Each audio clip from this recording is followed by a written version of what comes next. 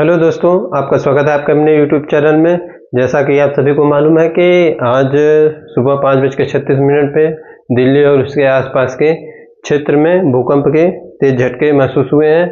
तो हमने सोचा कि क्यों ना आज हम इसी टॉपिक पे एक लेक्चर बना के आपको प्रोवाइड कराएं, जिससे कि आप लोगों को अच्छी तरीके से भूकंप के बारे में नॉलेज हो सके। तो पहले हम देखेंगे भूकंप क्या होता है।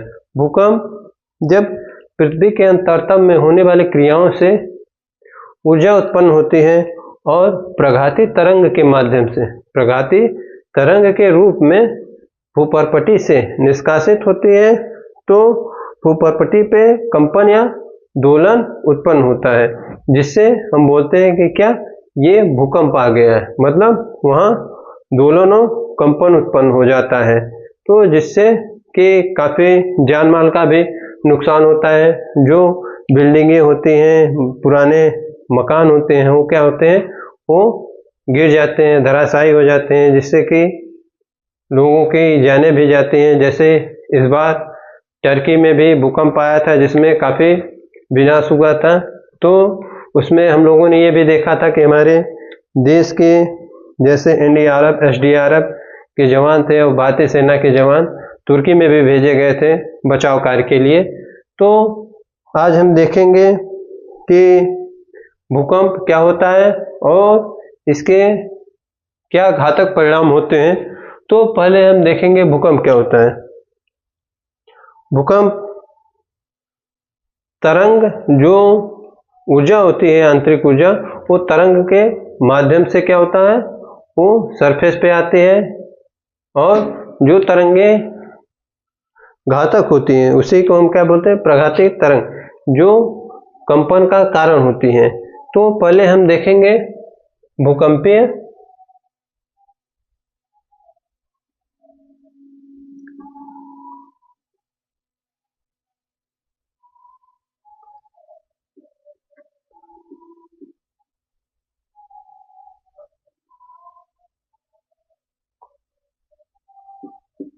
उत्पत्ति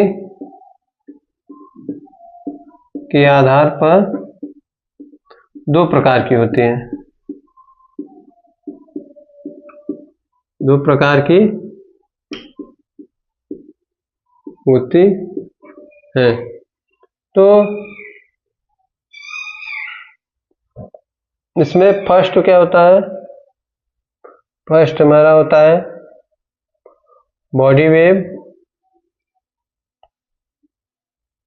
इसी को हम क्या बोलते हैं, इसी को हम बोलते हैं कायिक तरंगे। ठीक।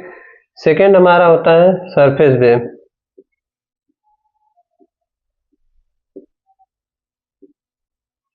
इसे हम बोलते हैं सतही तरंगे।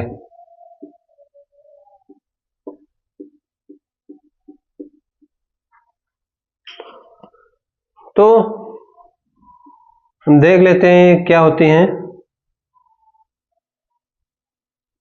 ये हमारी पृथ्वी है। ठीक। पृथ्वी का ये हमारा केंद्र है। पृथ्वी के आंतरिक क्रियाओं के फलस्वरूप मान लीजिए इस पॉइंट पे क्या हुआ, ऊर्जा उत्पन्न हुई। तो इस पॉइंट को हम बोलेंगे फोकस। क्या बोलेंगे, फोकस। फोकस, या इसी को क्या बोलेंगे, भूकंप मूल। ठीक, ये भूकंप मूल हो गया। अब ये जो ऊर्जा है तरंगों के माध्यम से बाहर जाएंगी। तो यहाँ दो प्रकार की तरंगें उत्पन्न होती हैं। पहली तरंग जो सीधी रेखा में गमन करती है, यानी सीधी रेखा में चलेगी ये।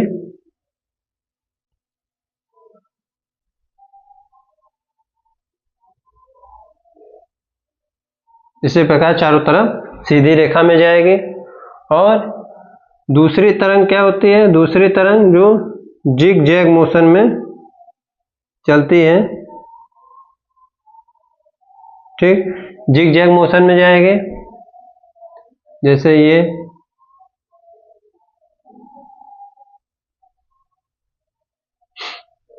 ठीक, ये तरंग क्या हुई, ये जिग जैग मोशन में चल रही है।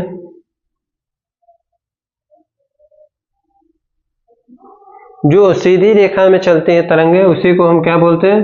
उसी को प्राथमिक तरंग, प्राथमिक तरंग, या इसी को क्या बोलेंगे? Primary, primary wave. ठीक। और जो ये जिग जैग मोशन कर रही है इसी को क्या बोलते हैं? Secondary wave, secondary wave. और इसी को बोलेंगे क्या? द्वितीयक, द्वितीयक तरंग। ये वेव सीधी रेखा में चलते हैं इसलिए सरफेस पे पहले आएगी, तो इसको हम बोलेंगे प्राथमिक तरंग। ठीक। ये जिग जैग मोशन करते हुए चलती हैं तो सरफेस पे बाद में आते हैं इसलिए हम इसे द्वितीयक वेव कहते हैं।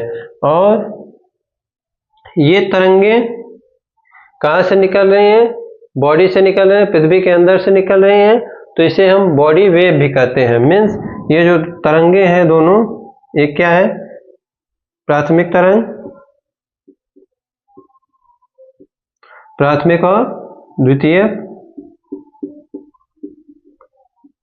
इसी ये क्या है? ये बॉडी वेव है, यानी कायिक तरंगे हैं।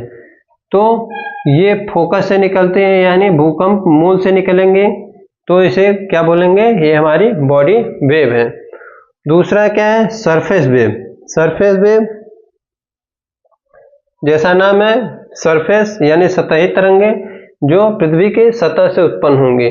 सतह से कहाँ उत्पन्न होंगे उसके लिए देखते हैं। वह पॉइंट जहां पे फोकस के परपेंडिकुलर, वह पॉइंट जिसपे ये प्राथमिक वेव सबसे पहले पहुंचेंगे उसी को क्या बोलते हैं हम? एपी सेंटर, एपी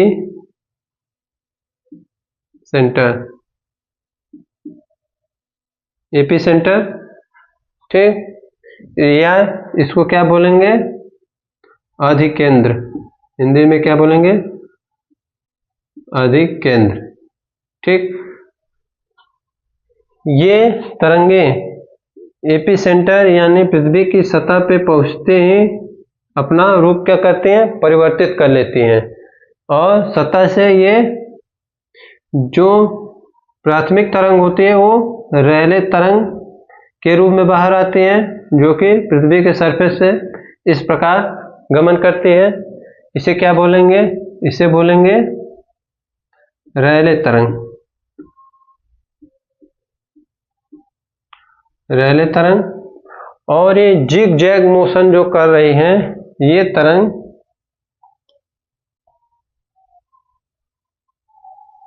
जब एपिसेंटर से पृथ्वी के सरफेस से बाहर आएंगे तो ये जिग जैग मोशन में ही पृथ्वी के सतह पे क्या करेंगे?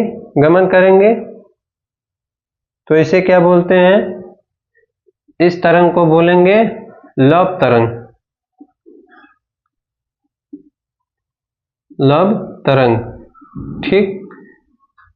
और ये दोनों तरंगे पृथ्वी की सतह से उत्पन्न हो रही हैं, तो इसे बोलेंगे क्या? इसको बोलेंगे सतही तरंगे या सरफेस वेव। यानी सतह से दो तरंग आ रही हैं जिसे क्या बोलते हैं? इसे बोलेंगे हम, पहला हमारा रैले वेव यानी रैले तरंग, दूसरा क्या है? लव तरंग। ठीक। ये दो प्रकार की तरंगे हो गए। अब आप कहेंगे सर ये जो भूकंप आता है इसमें जो त्रासदी होती है उसका कारण क्या होगा? तो उसका कारण क्या होता है? लव। मीन्स यहां पे जो लव तरंगे होती हैं वो क्या कहती हैं? वो जिग जैग मोशन में क्या करती हैं? जिग जैग मोशन में गति करती हैं, जिससे कि पृथ्वी की सतह पे दोलन और कंपन उत्पन्न होता है, जिससे कि पृथ्वी क्या आती है? त्रासदी आती है। जो घर होते हैं वो क्या होते हैं, टूट के गिर जाते हैं, और बिजली के खंभे हुए या बड़ी बड़ी बिल्डिंगें क्या हो जाती हैं, धराशायी हो जाती हैं, इसी लप तरंग के कारण। ठीक, तो ये था पूरा डिटेल कि भूकंप कैसे आता है। पहले क्या होता है, पृथ्वी की आंतरिक क्रियाओं के फलस्वरूप एक किसी पॉइंट पे क्या होता है, ऊर्जा उत्पन्न होती है। जिस पॉइंट पे ऊर्जा उत्पन्न होती है, जिस बिंदु पे, उसी को हम क्या फोकस बोलते हैं, यानी भूकंप मूल बोलेंगे। भूकंप मूल से दो तरंगें उत्पन्न होती हैं, एक प्राइमरी वेव जो सीधी रेखा में गति करती है, दूसरा है सेकेंडरी वेव जो जिगजैग मोशन में गति करती हैं। ठीक, ये फोकस के परपेंडिकुलर यानी लंबवत जिस बिंदु पे ये तरंगें पहले पहुंचती हैं, उस बिंदु को हम क्या बोलते हैं, एपिसेंटर यानी अधिकेंद्र। अधिकेंद्र पे प्राइमरी वेव रूपांतरित होकर रैले तरंग में बदल जाती हैं और सेकेंडरी वेव रूपांतरित होकर लप तरंग में परिवर्तित हो जाती हैं। ठीक, और ये जो लप तरंग होता है, इसी के कारण पृथ्वी पे भूकंप के कारण जो तबाही आती है, इसी के कारण होती है। क्यों? क्योंकि ये जिग जैग मोशन में गति करती है, जिससे कि पृथ्वी के सतह पे कंपन और दोलन उत्पन्न होता है। ठीक, तो ये पूरा इसका क्या था, भूकंप कैसे उत्पन्न होता है और भूकंप में जो तबाही का कारण होता है वो कौन सी तरंग होती है, वो लप तरंग होती है। ठीक, तो आप नेक्स्ट देख लीजिए इसका। नेक्स्ट, जैसे अभी दिल्ली में आया क्या भूकंप, तो बताया क्या कि रिक्टर स्केल पे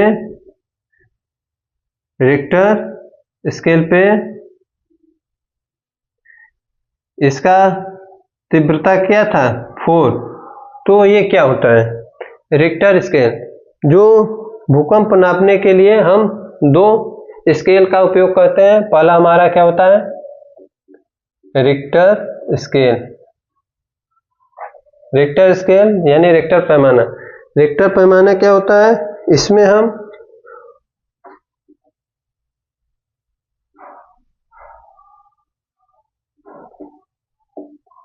भूकंप के परिमाण का मापन करते हैं,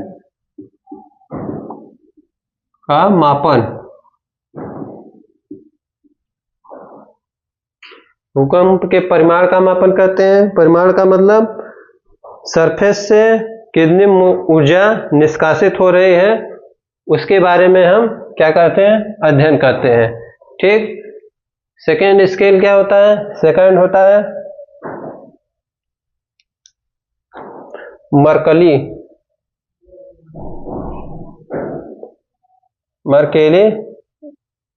स्केल।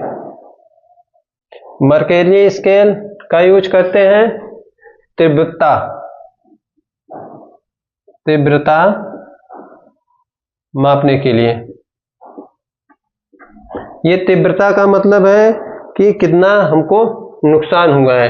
ठीक, उसके बारे में बताता है, ये उसकी स्पीड के बारे में नहीं बताता है कि भूकंप किस स्पीड से आया है। मर्कली हमको तीव्रता बताता है। तीव्रता का मतलब यहाँ ये बताता है कि कितने इस भूकंप के कारण पृथ्वी पे तबाही आई है, कितने लोग इसमें इंजर्ड हुए हैं, कितने जान माल की हानि हुई, उसके बारे में मर्कली स्केल बताता है। आज प्रेजेंट टाइम में रिक्टर स्केल को भी क्या तीव्रता मापने के लिए यूज किया जाता है। ठीक, तो जैसे आज का भूकंप आया था तो उसका रिक्टर स्केल पे तीव्रता क्या थी, 4 थी, तो इसीलिए ज्यादा तबाही नहीं हुई। अगर रिक्टर स्केल 6 से ऊपर है तो भूकंप बहुत ही विनाशकारी माना जाता है। जैसे 6 हुआ, 7 हुआ, तो भूकंप क्या बोला जाएगा कि भूकंप बहुत विनाशकारी होता है। ठीक, अगर ये आपको समझ में आ रहा है तो वीडियो को लाइक करें तथा चैनल को सब्सक्राइब करें तथा दोस्तों को भी शेयर करें। तो ये पूरा था भूकंप क्या होता है, भूकंप कैसे आता है, उन सब के बारे में पूरी जानकारी थी।